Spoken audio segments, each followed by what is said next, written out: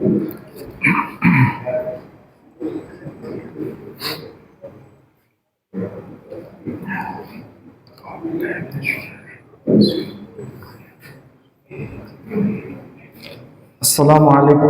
warahmatullahi wabarakatuh. Alhamdulillah Rabbil Alamin. Alhamdulillahilladzi arsala rasulahu bil huda wa dinil haqq liyudhhirahu 'alad dini kullih wa kafaa billahi shahida. Ashhadu an la ilaha illallah wahdahu la syarika lah wa ashhadu anna Muhammadan abduhu wa rasuluh la nabiyya ba'dah. Qala Allah ta'ala fil Qur'anil Aziz, a'udzu billahi minasy syaithanir rajim. Bismillahirrahmanirrahim.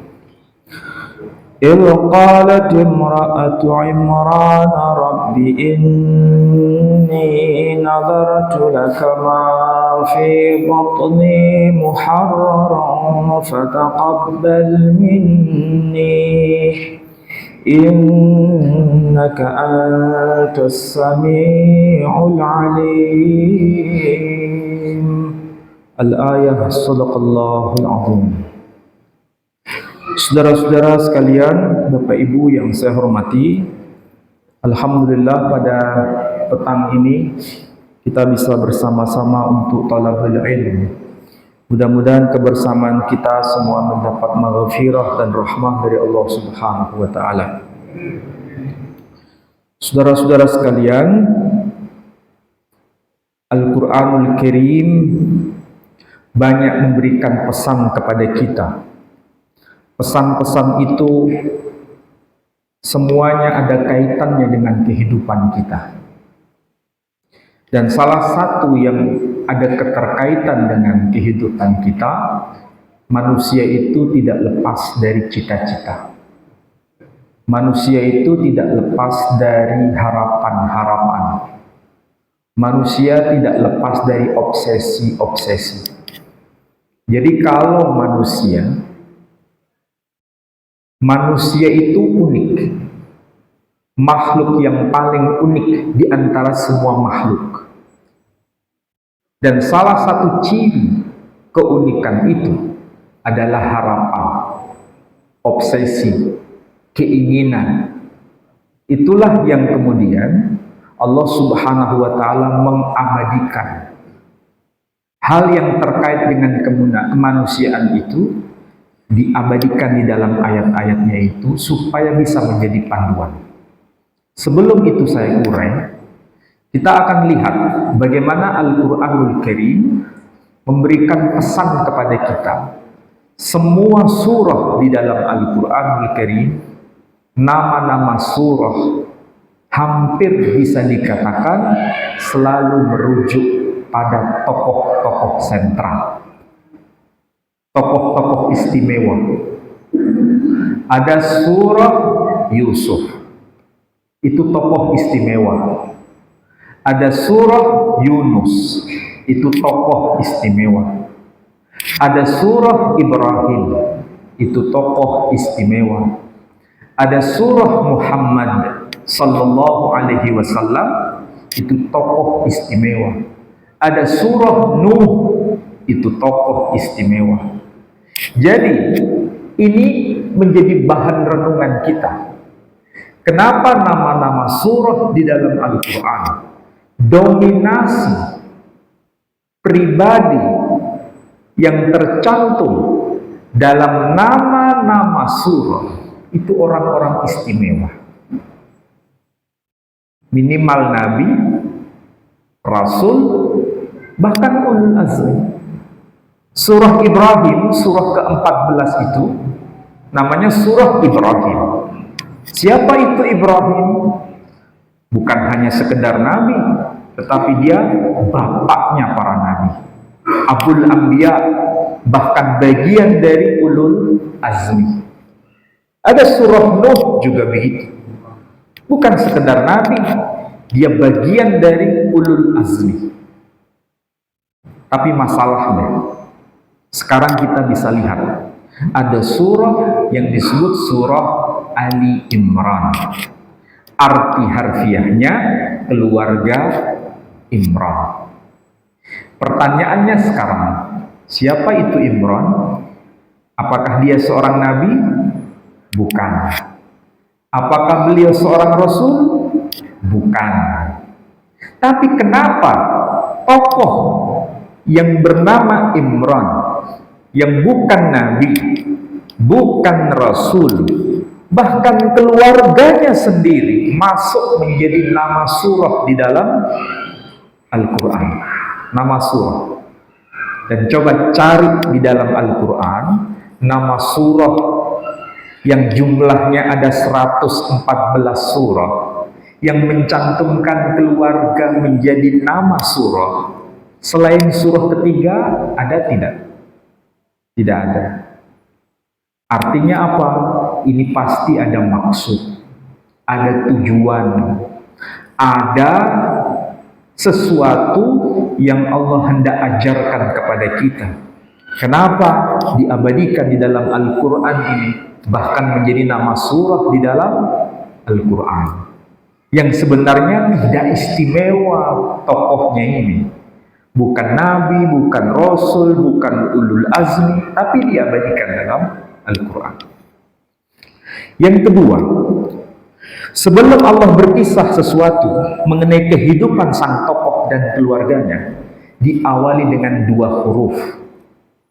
Dua huruf ini tercantum di dalam Al-Quran sebagai preambul, pengantar. Dua huruf itu apa? Satu huruf alif, dua huruf dal. Huruf alif dan huruf dal di dalam Al-Quran itu dibaca dua versi. Satu dibaca id, satu dibaca idza. Hurufnya sama, tapi kalau di bagian belakang diberi sukun, dibaca id, itu menunjuk pada peristiwa yang sudah terjadi. Tapi kalau yang di belakang diberi tanda fathah, dibaca idza, menunjukkan peristiwa yang akan terjadi. Jadi menunjukkan periode yang berbeda. Hurufnya beda atau sama? Sama. Tapi cara baca berbeda, menunjukkan zaman yang berbeda. Ini bahasa Quran itu begitu. Yang menjadi catatan lagi, kalau istilah il itu dipahami dalam bahasa kita, itu artinya begini: ingatlah tatkala peristiwa ini telah terjadi di masa lampau dan wajib bagi generasi ke depan untuk mengambil pelajaran. Itu kalau diterjemahkan dalam bahasa kita. Saya ulangi lagi. Ingatlah tatkala peristiwa ini telah terjadi di masa lampau dan wajib bagi generasi ke depan untuk mengambil pelajaran. Kira-kira tadi berapa kata yang saya sampaikan tadi? Berapa kata? Ingatlah tatkala peristiwa ini telah terjadi di masa lampau dan wajib bagi generasi ke depan untuk mengambil pelajaran. Berapa kata? Banyak kata. Tetapi bahasa Quran cukup dengan dua huruf, yakni dengan ungkapan il.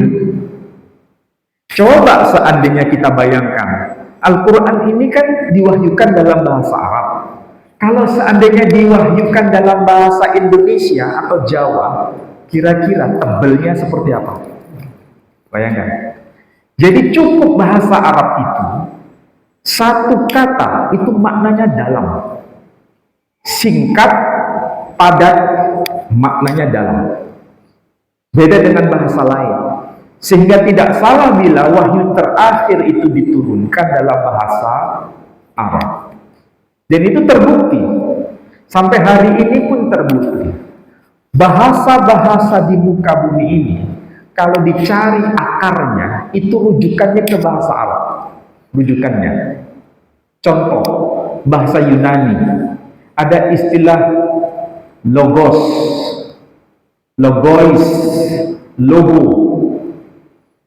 Arti harfiahnya bahasa, kata. Ternyata dalam bahasa Arab disebut lughah. Bahasa Arabnya lughah. Contoh kedua, kita pasti belajar bahasa Inggris. Ada langit, sky, atau the heaven, ada bumi, the earth. Earth artinya bumi. Bahasa Arabnya apa? Al-ard. Karena ini bahasa Inggris, bergeser menjadi earth, bukan art, tapi earth. Bahasa Inggris ada istilah top. Top. Bahasa Arab tayyib, baik.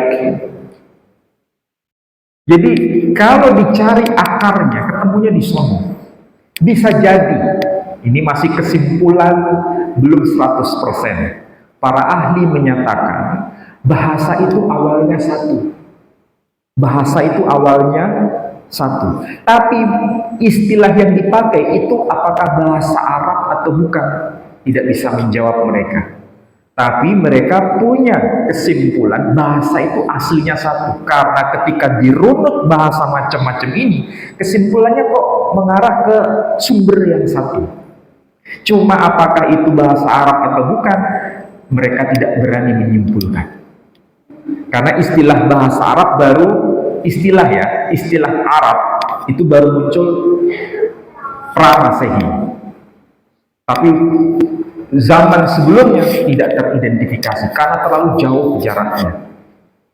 Oke, jadi kembali ke pembahasan ini. Kenapa Al-Quranul Karim diturunkan dalam bahasa Arab? Karena bahasa ini memiliki karakter yang unik, yang mewakili ekspresi kemanusiaan kita.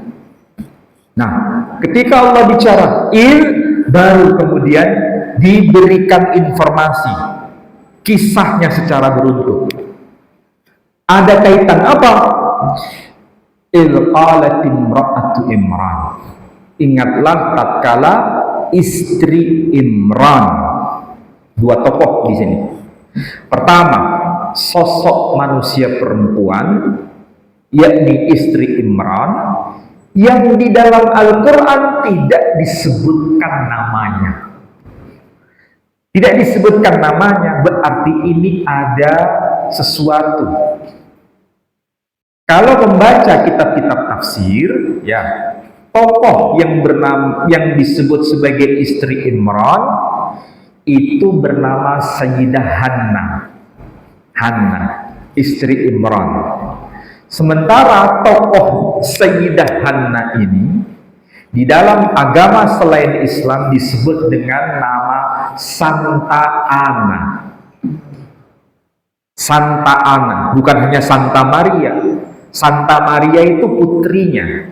Ibunya Maria disebut Santa Ana.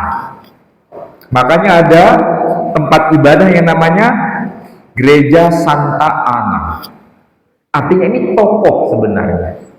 Tapi bedanya cara menyikapi antara muslim dengan non-muslim itu berbeda. Kalau kita muslim hanya diperintahkan untuk meneladani kehidupannya. Tidak boleh mengkultuskan sosoknya. Kalau saudara kita caranya berbeda.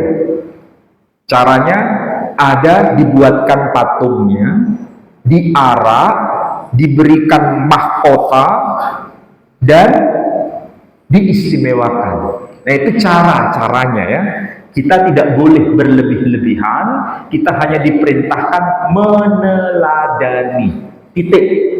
Tidak boleh lebih dari itu. Kalau lebih dari itu namanya hulu. Hulu itu apa? Berlebih-lebihan. Itulah agama.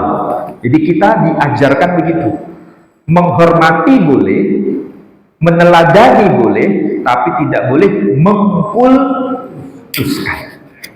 Apakah dia nabi, ataukah dia rasul, ataukah dia bukan nabi, bukan rasul. Semua statusnya hanya diteladani, tidak boleh dikultuskan. Nah, sekarang kembali pembahasan ayat. Imra'ah Imran, istri Imran itu apa yang perlu diteladani? Ayat Al-Quran ini jelas, sangat-sangat jelas, karena ini berkaitan dengan kemanusiaan kita. Ada dua hal yang harus dicontoh, dua hal yang harus diteladani. Apa itu? Rabbi inni nadartu laka. Yang kedua, ma fi batni muharram. Yang pertama apa? Ya Rabb, aku sesungguhnya bernazar semata-mata hanya untuk Engkau. Jadi orientasi hidup itu hanya untuk Dia. Motif hidup itu hanya untuk Allah, jangan untuk lain-lain. Motif apapun itu hanya untuk Dia, bukan untuk lain-lain. Kalau untuk selain Dia, pertama, kita terjebak pada syirik. Syirik itu bisa besar, bisa kecil. Orientasi hidup selain Dia itu juga syirik. Kita diajarkan tauhid tingkat tinggi, apapun orientasinya. Apalagi ini berkaitan dengan cita-cita. Apa? Kalau di sini harapan, cita-cita, obsesi dijelaskan. Inni nadartu laka ma fi batni. Apa yang ada dalam buah rahimku sebagai apa? Muharrara, arti harfiahnya pelayan suci di rumah Tuhan. Pelayan suci di rumah Tuhan, ini konteksnya Bani Israel. Kalau Bani Israel kiblatnya di Makkah atau Yerusalem? Yerusalem. Seperti yang saya jelaskan kemarin ya, itu kiblat sama. Nah, pertanyaannya begini. Kalau orientasi hidup sudah benar, niatnya hanya untuk Dia, hanya untuk Allah. Mafi batni berarti ini yang paling spesial yang dimiliki oleh seseorang. Mafi batni, apa yang ada dalam buah rahimku. Berarti maksudnya ini adalah buah kandungan seorang manusia perempuan. Tanya kepada manusia perempuan, ketika hamil, yang paling berharga itu apa bagi dirinya? Dirinya sendiri, atau pasangannya, atau janin yang dikandungnya? Semua pasti jawabannya serentak. Tanya sama perempuan, pasti yang paling berharga bagi dirinya adalah yang ada di dalam rahimnya, dibanding dirinya sendiri, dibanding pasangannya. Itu natural, itu manusiawi. Ini contoh yang paling ekstrim sebenarnya. Saya ambil contoh yang lebih gampang. Ini ada yang sudah usia senior. Kita ini usia senior ya, sudah pengalamannya banyak asam garam. Tapi ada anak-anak muda juga. Waktu kita masih muda dulu, belum punya istri, yang sono belum punya suami, yang masih muda. Waktu bekerja, ya, kemudian dapat salary, dapat gajian, bagaimana ekspresi kita? Apalagi gaji pertama. Ekspresi kita bagaimana? Sangat merasa seperti jadi orang, begitu ya. Artinya itu sangat benar-benar berharga. Ketika harta itu dikumpulkan sedikit demi sedikit kemudian menjadi besar, harta yang kita dapatkan dari keringat kita sendiri itu sangat dicintai atau tidak? Sangat dicintai. Apakah itu manusiawi? Manusiawi. Karena apa? Hasil keringat kita sendiri. Manusiawi. Tapi ingat, cinta itu bergeser. Cinta itu berubah. Ketika kita sudah punya istri atau sudah punya suami, cintanya itu bergeser. bukan kepada harta lagi, tapi bergeser kepada pasangan. Bergeser. Makanya ketika istri kita atau suami kita seandainya masuk rumah sakit dan harus mengeluarkan biaya, kira-kira rela nggak harta yang kita kumpulkan itu berkurang? Rela. Karena apa? Ya karena cinta itu bergeser. Lebih kita cintai pasangan hidup dibanding di harta yang kita punya. Nah, selanjutnya, apa itu berhenti? Tidak berhenti. Itu manusiawi. Berubah cinta itu ketika sudah punya anak. Anak ada di depan mata kita. Apa masih dalam kandungan? Cinta kita ini ketika anak sudah keluar dan itu menjadi semacam permata hati kita. Cinta kepada anak dengan cinta kepada diri sendiri atau kepada pasangan, mana yang paling besar? Kepada anak. Ya kan? Nah, ini barangkali ini bisa ditanya yang sudah senior, yang sudah punya cucu. Kalau anak kita sudah punya anak, alias kita punya cucu, cintanya beralih kemana? Cucu. Jadi cinta itu ada tempatnya dan bergeser. Makanya ini sebetulnya contoh yang paling ekstrim. Ma fi batni, apa yang ada dalam buah rahimku, itu yang paling berharga. Tindakannya adalah diserahkan kepada Allah Subhanahu wa Ta'ala. Bisakah kita meneladani ini? Nah, itu pertanyaan. Ada dua hal. Niatnya sudah benar atau belum? Niatnya hanya untuk dia atau belum? Kemudian yang kita punya yang paling berharga itu dipersembahkan hanya untuk kemuliaan Allah atau tidak? Makanya ini tanggal 14 kurang berapa hari? Nah, sudah mulai. Jangan salah pasang niat. Kalau pasang niatnya untuk mencari popularitas, kalau niatnya untuk mencari kekuasaan, kalau niatnya untuk mencari lain-lain, niatnya bukan untuk li'illa'i kalimatillah, awas, hati-hati. Kita pasti akan rugi. Sekarang ini banyak yang dadakan. Contoh-contoh dadakan. Sebelum apa ini? Istilahnya ada gawe besar ini. Biasanya nggak pernah pelihara jenggot. Tiba-tiba mau pasang baliho, jenggot mulai dipelihara. Supaya apa? Yang tahu dia sendiri. Jadi niatnya itu menjalankan sunnahnya Nabi atau ingin mendapatkan suara. Karena melihat figur kita sepertinya nyunnah. Hati-hati. Karena yang tahu siapa? Yang tahu dia sendiri. Orang lain tidak bisa. Jadi jangan salah pasang niat. Dicontohkan di sini. Ini bukan siapa-siapa. Imran bukan siapa-siapa. Istrinya Imran bukan siapa-siapa. Kita ini siapa? Bukan Nabi, bukan Rasul, bukan siapa-siapa. Berarti bisa kita contoh ini. Kalau yang disuruh nyontok itu adalah figur Nabi atau figur Rasul, biasanya manusia itu punya alasan, cari pembenaran. Bahasa sederhana begini, Ustadz, bagaimana saya ini bisa mencontoh itu? Itu kan makomnya beda dengan saya.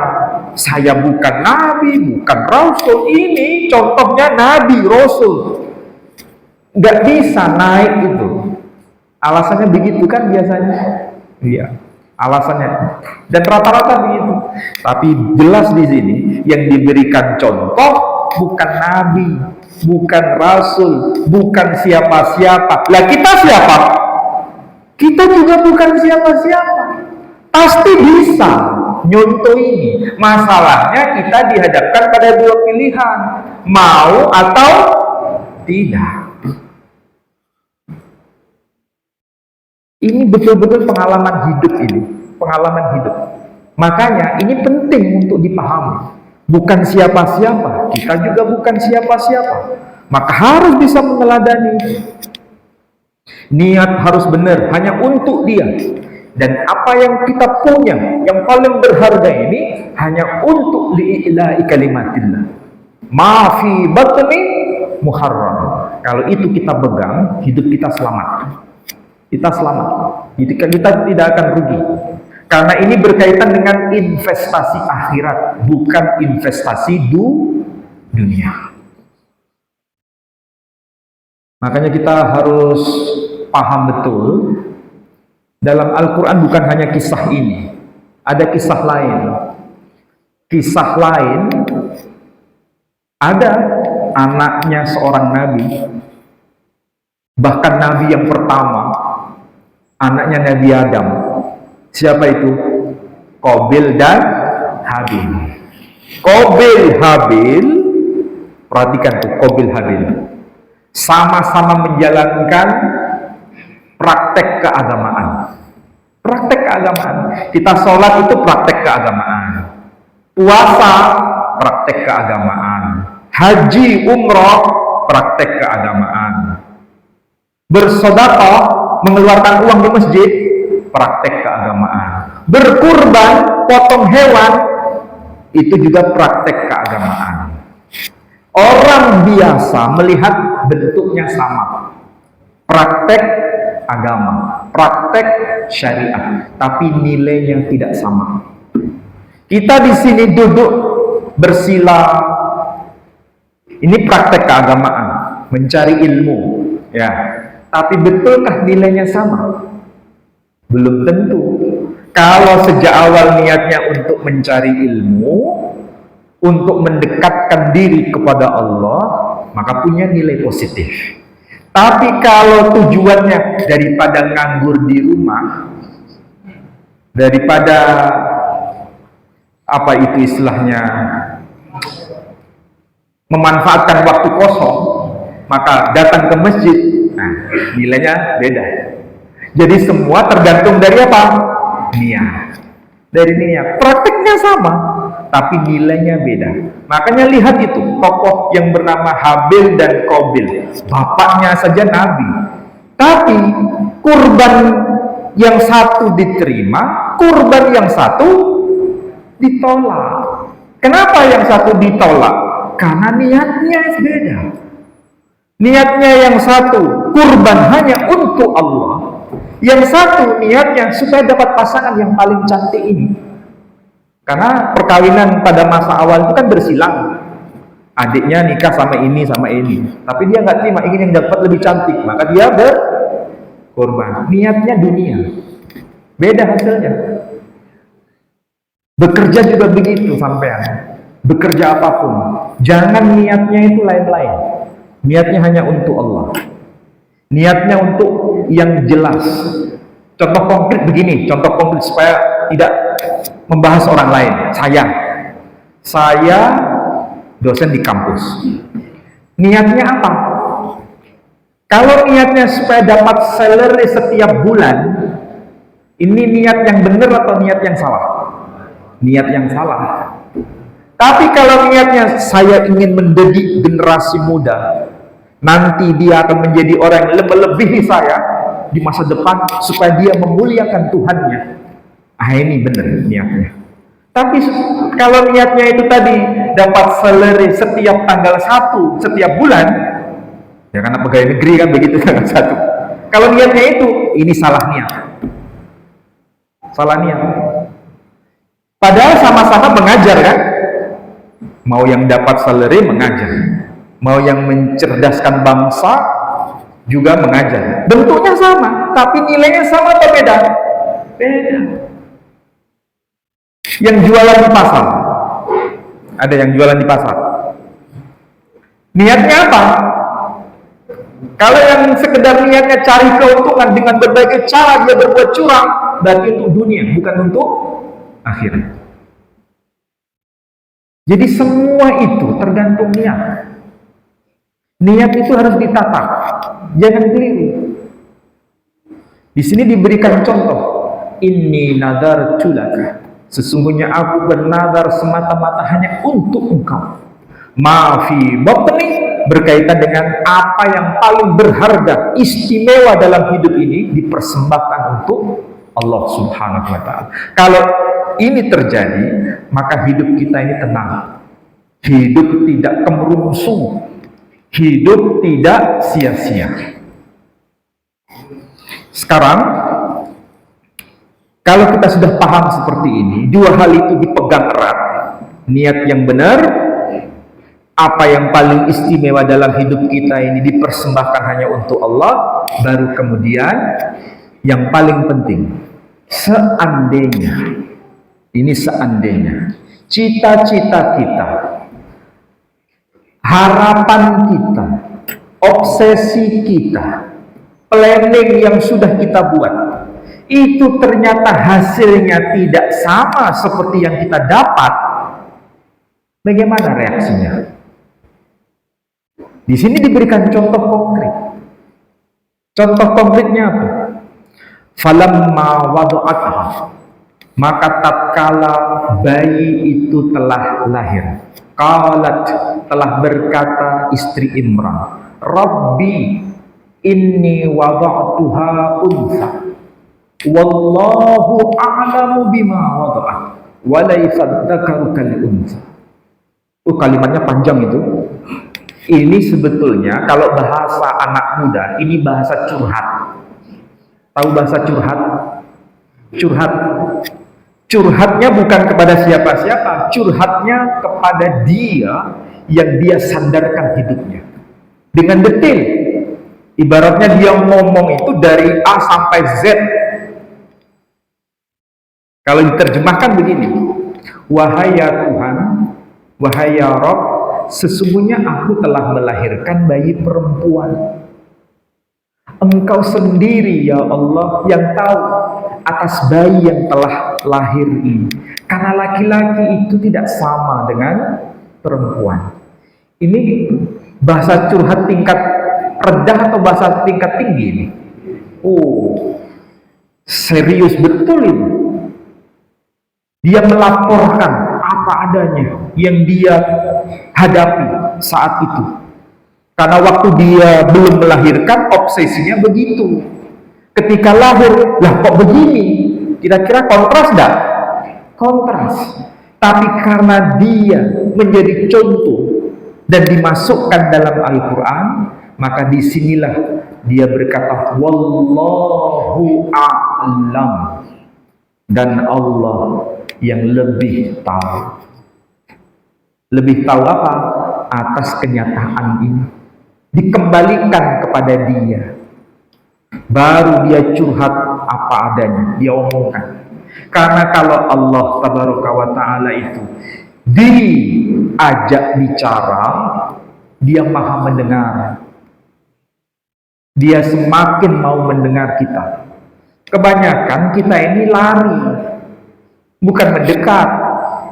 Kebanyakan kita ini kalau menghadapi sesuatu yang tidak nyaman, menyalahkan dia, menyalahkan Allah, su'udzon kepadanya. Kita nggak boleh su'udzon, nggak boleh. Ada sesuatu di balik tidak satunya antara cita-cita dengan kenyataan. Kita punya nggak pengalaman kayak gitu? Kita punya kan pengalaman kayak gitu? Meskipun bentuknya beda-beda ya. Bentuknya beda-beda, tapi pengalaman begitu. Pemimpin perusahaan, dia sudah planning, rancang, harus begini, begini, begini, begini. Ternyata hasilnya tidak sesuai. Nggak usah jauh-jauh. Saya setiap semester itu diperintahkan membuat semacam RAP. RAP itu planning semester depan apa yang harus dilakukan. A apa, B apa, C apa. Akhir semester dievaluasi yang sesuai mana, yang tidak sesuai mana. Kemudian disuruh membuat semacam draft. Kenapa kok nggak tercapai? Apa yang menjadi sebab? kita kan pasti terjadi konflik, ya kan? Itu baru satu contoh. Contoh yang lain masih banyak. Artinya apa? Manusia itu tidak pernah lepas dari masalah. Manusia itu tidak pernah lepas dari masalah. Yang di planningnya A, ternyata hasilnya B. Yang di planning B, ternyata hasilnya C. Dan seterusnya. Pengalaman itu. Meskipun bentuknya beda-beda. Tetapi kalau niat kita sudah benar dan dikembalikan kepada Allah, wallahu a'lamu bima wada'at. Dan Allah sendiri yang lebih tahu mengenai masalah ini. Berarti kita sudah bertawakal. Dan kalau sudah bertawakal, berarti ini konteks kesabaran tingkat tinggi. Nah, bisakah kita bisa lakukan itu? Masalahnya, kita manusia, terutama manusia laki-laki, itu beda dengan manusia perempuan. Manusia laki-laki itu sabarnya itu kalah dengan sabarnya manusia perempuan. Mengakui enggak kita laki-laki ini? Ya kan? Manusia perempuan itu lebih bersabar. Contoh sederhana apa? Manusia laki-laki ini nggak sabar dalam hal sederhana. Apa itu? Yang sudah menikah, yang sudah punya banyak pasangan, pernah nggak nganter ke pasar? Pernah nggak? Kalau nganter ke pasar, kemudian belanjanya agak lama, bagaimana ekspresi kita? Hah? Ya kan? Kita sudah punya masalah yang sama. Saya pun punya masalah yang sama. Iya, masalah yang sama. Ditunggu-tunggu lama nggak muncul dari pasar, lama sekali. Mau menjemput ke dalam, nggak tahu dia berada di mana, ya kan? Mau keluar, mau nunggu sangat lama. Mau ditelepon HP, nggak bawa HP, terus gimana? Grundel, ya kan? Nah, bagaimana melatih kesabaran? Gampang. Gimana caranya? Jadikan waktu menunggu itu hanya untuk curhat sama dia. Apa? Zikir kepadanya. Sampai dia pulang. Sampai dia keluar maksudnya. Keluar dari pasar. Tapi ketika zikir selesai, omongan apa yang kita keluarkan? Cek suwe ini, gitu kan? Ya kan? Kita nggak tahu di dalam sana itu lagi ngapain dia. Ya kan, nawarnya apakah lama atau dia lagi ngerumpi dengan temannya di sana, kita juga nggak tahu. Tapi itulah fakta real. Bagaimana kesabaran kita itu diuji. Di sini jelas kesabaran itu diuji. Diujinya itu bukan hanya sehari loh, bukan sebulan, bukan setahun, tapi satu generasi diuji. Sabar. Pertanyaannya, istri Imran yang bernama Hana, awalnya cita-citanya, keinginannya dapat anak laki atau perempuan? Laki. Mintanya laki. Kalau orang luar, ketika istri Imran diberi anak perempuan, kira-kira reaksi orang luar bagaimana? Doanya tidak didengar, ya kan? Wah, doamu nggak didengar, dilecehkan, ya kan? Dan ini apakah mewakili keluarga Imran sendiri? Nah, ini mewakili kita semua, mewakili kita. Kita hanya dikasih contoh ini karena ini mewakili kita semua sebagai manusia. Dari manapun asalnya. Sekarang lihat saja, mau suku Jawa, Sunda, Bali, Banjar, orang Papua, orang Bima, orang Ternate, orang Manado, orang Bugis, Makassar, kalau ditanya minta anak laki atau anak perempuan? Anak pertama minta apa, laki atau perempuan?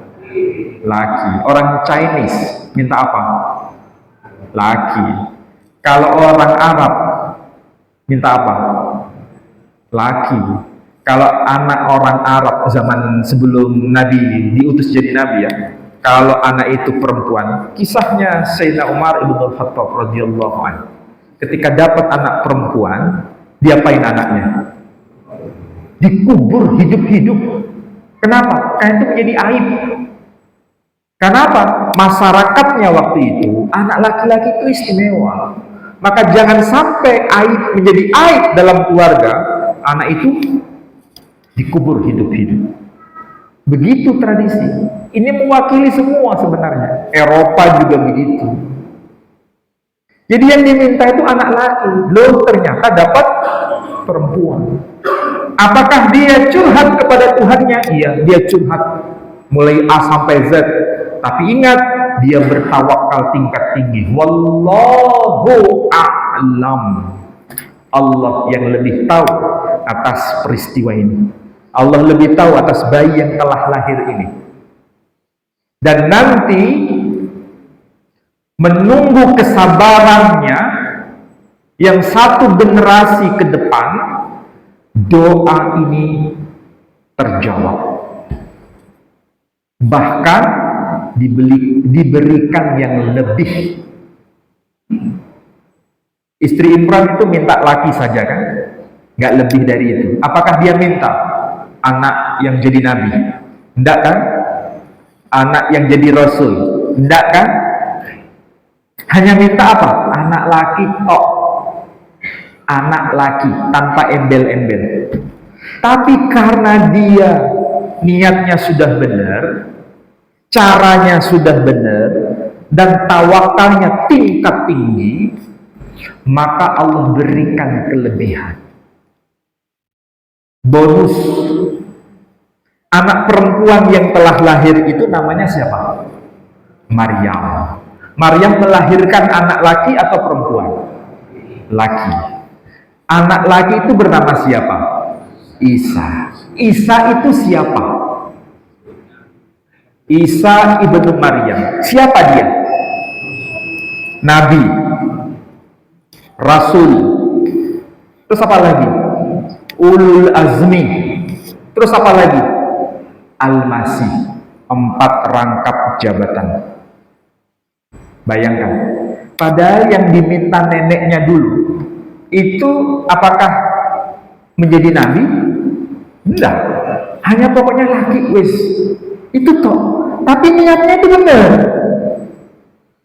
Disitulah Allah memandang hambanya. Kalau niatnya benar hanya untuk aku sendiri yang akan mengabulkan, dan tidak ada orang lain yang bisa bertindak. Dan betul, tidak diberi anak lagi, tapi diberi cucu lagi, bahkan plus. Itulah yang kemudian bernama Isa putra Maryam, seorang nabi, rasul, ulul azmi, al-Masih. Makanya disebut Isa al-Masih. Kita pun sama, orientasi hidup jangan keliru. Mumpung usia masih ada, baik yang senior maupun yang junior, pasti semua punya cita-cita. Semua punya obsesi, punya harapan, kepingin ini, kepingin itu. Apakah itu salah? Enggak salah. Yang salah niatnya. Kalau niatnya salah, jadi salah. Niatnya harus benar. Niatnya harus benar. Makanya kalau calon-calon ini, ya kalau ada yang calon, jangan salah. Kalau nanti niatnya salah, setelah tanggal 14, menur banyak yang penuh. Iya, serius itu. Kalau niatnya salah, ya setelah nggak jadi, stres. Kalau sudah stres kemana? Menur. Kenapa? Niatnya sudah salah. Ingin cari popularitas, ingin cari kekuasaan, ingin cari ini, cari itu, dan sebagainya. Makanya harus pasang niat yang benar. Jangan salah. Allah sudah berikan contoh di sini. Nanti kalau seandainya impian kita itu nggak terwujud, pertama tidak stres, kedua pasti ada janji yang lebih baik. Yang tahu masanya Allah sendiri. Dia lebih tahu masa yang tepat dibanding kita sendiri. Kita ini maunya sekarang, doanya sekarang, dikabul sekarang. Kalau Allah beda, mana waktu yang tepat itu akan diberi. Makanya jangan salah suudzon kepada Allah. Harus selalu husnudzon. Itu yang penting. Terutama anak-anak muda, peringatan yang terakhir. Waktu yang terakhir ini, sebelum kita nanti tunaikan sholat isya. Hati-hati. Masa muda kita akan ditanyakan. Usia kita akan ditanyakan. Untuk apa masa muda kita? Sudahkah orientasi kita sudah benar selama ini? Kalau memang masih keliru, mulai sekarang harus diperbaiki. Tidak ada waktu yang terlambat. Tidak ada waktu yang terlambat. Kecuali mereka yang tidak mau. Masalahnya mau atau tidak, itu aja. Mudah-mudahan apa yang saya sampaikan ini bermanfaat untuk saudara-saudara sekalian, untuk menata niat yang benar dan mempersembahkan sesuatu yang terbaik hanya untuk Allah Subhanahu wa Ta'ala. Baik, ada yang mau ditanyakan? Nah ya, silakan. 35 Ali Imran 92.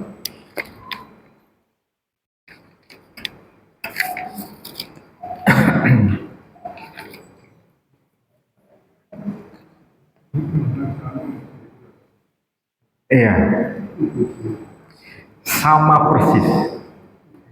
Lan tanalul birra hatta tunfiqu mimma tuhibbun. Jadi yang paling berharga, ya, yang paling dicintai, sudahkah kita pasrahkan, kita persembahkan hanya untuk Allah atau tidak? Jadi maksudnya sama sebenarnya. Jadi kita itu diuji dalam hal persoalan ini. Tapi manusia kebanyakan bisa lolos enggak ya dalam persoalan ini? Yang sesuatu yang paling dicintainya. Ya. Jadi yang paling dicintai itulah yang berharga di mata Allah. Dan setiap orang itu punya sesuatu yang paling dicintai itu beda-beda. Kasus kayak begini itu pernah dialami oleh seorang tokoh yang bernama Ibrahim. Ya kan? Apa yang paling dicintai oleh Ibrahim? Apa yang paling dicintai? Hah? Anaknya. Ya kan? Anak satu-satunya kan? Terus diminta nggak oleh Allah Subhanahu wa Ta'ala? Diminta. Mau nggak dia? Hah? Mau. Mau. Tapi caranya itu tidak saklek sebenarnya. Ibrahim sebelum diminta, ini mendekati Ishak belum? Oh, sudah? Terlalu cepat ya? Nah, ringkas saja begini.